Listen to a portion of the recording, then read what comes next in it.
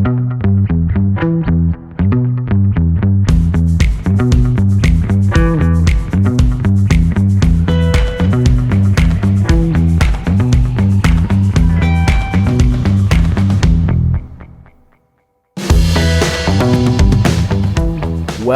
to the Midday Treat with NAZ Elite, hosted by me, Coach Ben Rosario, featuring the HOKA NAZ Elite athletes, and from time to time, a special guest from the world of running. We talk training and racing, but we also just talk, and we go way deeper than just running. The Midday Treat is your chance to get to know us as people, so follow along and subscribe wherever you get your podcasts. And now, check out this episode of the Midday Treat with NAZ Elite. All right, hey everybody, we're here with Krissy Gear. She's the guinea pig for a series of NAZ Elite podcasts that we're going to do this spring, where we recap some of our biggest races from this past winter. So Krissy is here to talk specifically about her race at the USATF Indoor Championships and the 1,500 meters that took place in Albuquerque this past February. So Krissy, welcome. Are you ready to go? I'm so ready. Okay, it's a quickie recap. We're not going to talk about your history and where you grew up and when you started running cross country. We're just going to get right to the brass tacks talking about this race. So going into USA's, couple of things that I think are important to talk about from a context perspective. Number one, this is your first indoor season as a pro. Number two, every race you did this indoor season leading up to USA's, you had won. So, talk a little bit at least about the indoor season as a whole. And did it give you confidence coming in after all those wins? Or was it nerve-wracking to now be in a field where you weren't necessarily the favorite like you were in all those other races? I think it gave me a lot of, I suppose, confidence in my ability and the fact that I've gotten stronger. Like you said, it's kind of my first season.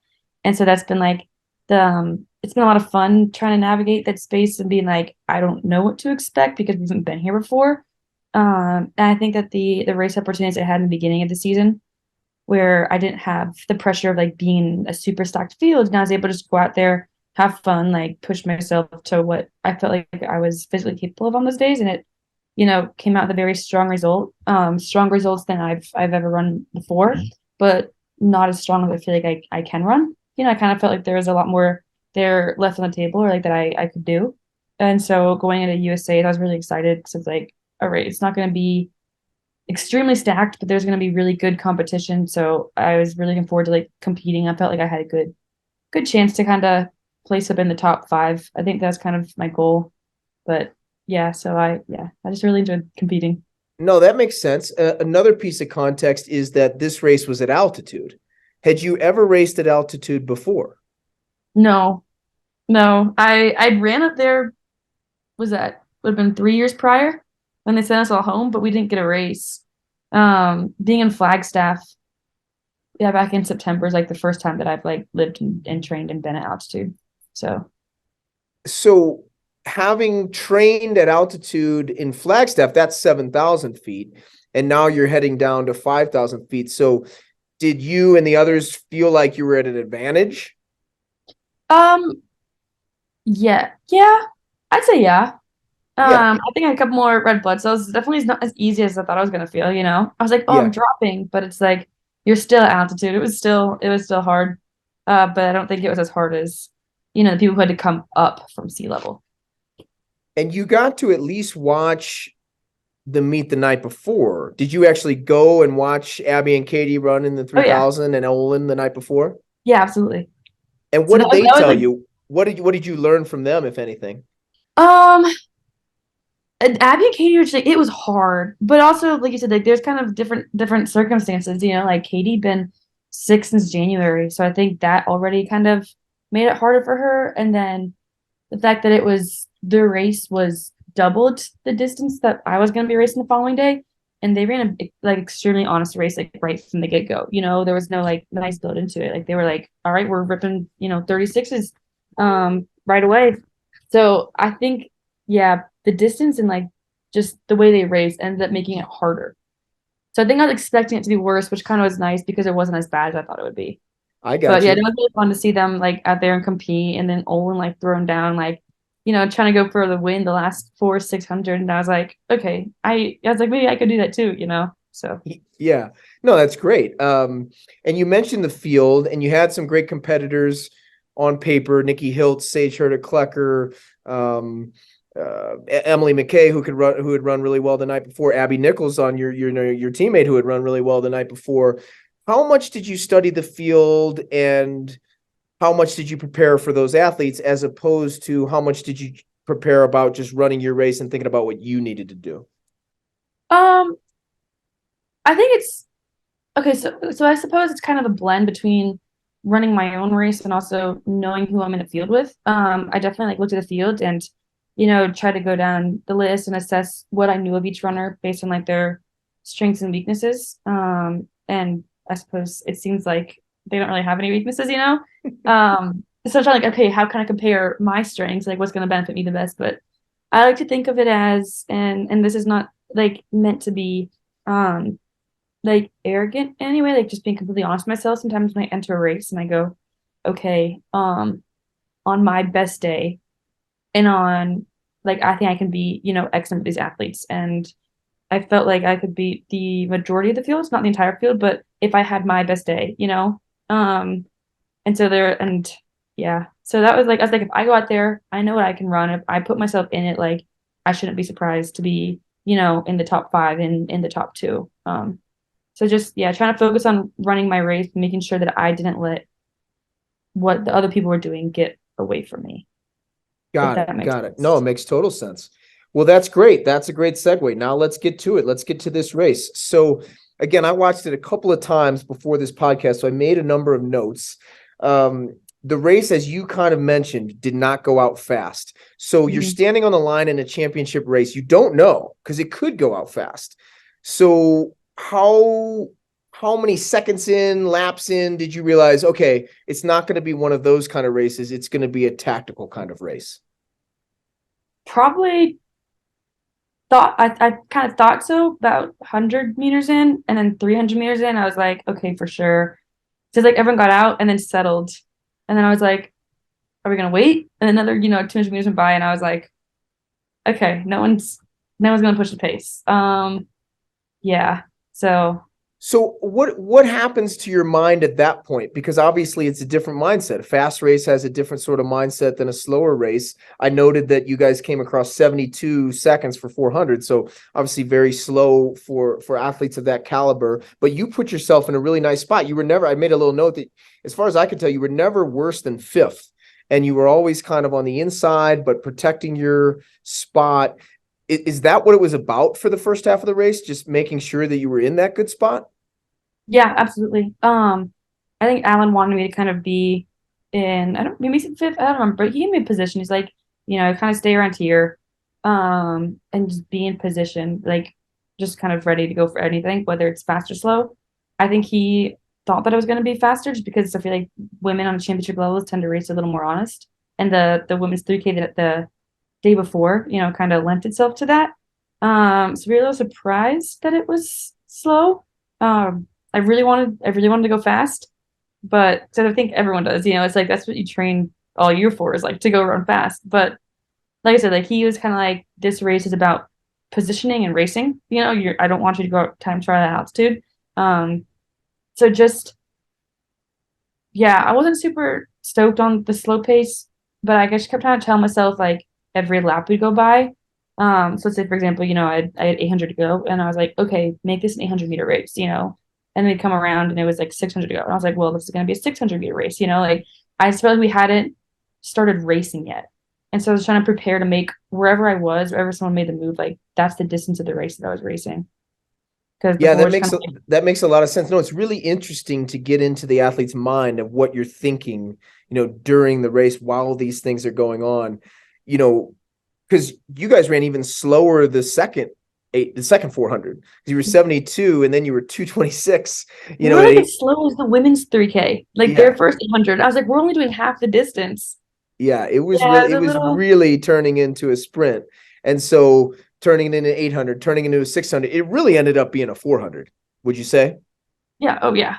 Yeah, I mean, it was those were the only two laps that were really fair. There was some level of pickup with 3 to go, but the real pickup was with 2 laps to go.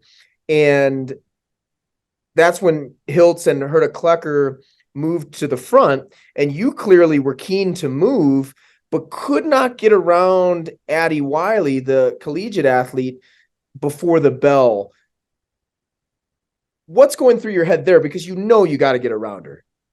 I tried. She's just a gamer. Yeah. Because when they started to move, when Sage and Nikki started to move, um, I kept telling myself like, be honest with yourself, because I think usually I would have been like, oh, they're much better athletes than me. Like, there's no way I keep up with them. And so I was like, be honest with yourself, like you have more than tank. And so then went to go, and I was like, put yourself in it. Like, don't just let him go. And so I did try to go around Addie like once or twice, and she noticed it, and was able to like help like hold me off and like surged. And so I was like, okay. It might have been 200 to go to the last lap. I went to go, and then she kind of like picked it up, and so I tucked back, and then I tried to make my move with like 150, 100 to go. So by that point, it was like I think there was no way that I was making up the ground that Sage and Nikki had put on me. But I don't know. You never know. So I was like, what if one of them like hits a wall and just starts slowing down, and I can capitalize on that. Which wasn't the case. They both ran fantastic, but just trying to, yeah, be honest with myself and make sure like, yeah, just don't let them go. And then just be smart passing. I don't want to try and make a pass around Addie and then just get stuck wasting my energy like in lane 2 on the curve. Yeah. So No, you were able to go by finally on the backstretch of the yeah. last lap, and you got by, and you certainly didn't, from that moment on, you certainly didn't lose any ground on the leaders, and you ran a 29.02 last 200. They ran a 28 high. The Hurta-Klecker and Hiltz ran 28 high, but you did have to go wide and pass Addie. So you ran essentially the same last lap as they did. I have to ask this: any regrets on not being able to get around Addie? Just to wonder what you could have done. I don't want to say regrets. I feel like if I was able to get around her, if I was right there with them, then I like to think that even if I wouldn't have beat them, it would have been a lot closer. Like I would have been a lot more in the mix. Like you said, I feel like I closed just as well as they did. But yeah, no regrets. I mean, I tried and I wasn't able to, and that's racing.